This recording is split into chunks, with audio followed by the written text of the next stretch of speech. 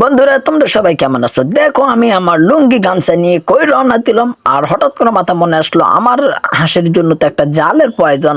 হাঁসের খামার করব পুকুরে। আর তখনই ছোটখাটো একটা জাল তুলে নিলাম আর আমার ঝাঁটা খোঁজ করলাম।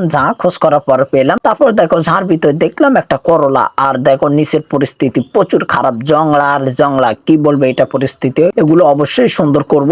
তারপরে অনেকগুলো লাঠি নিলাম, লাঠি নিয়ে সোজা রওনা দিলাম, দেখি আজকে পুকুরে পারি কিনা এগুলো একসাথে করতে। নিজে নামে গেলাম, নেমে তারপরে জালগুলোরে ধীরে ধীরে করলাম। করা মোটামুটি আলহামদুলিল্লাহ শেষ। তবে ছোটখাটো করলাম যেহেতু হাঁসের বাচ্চা ছোট।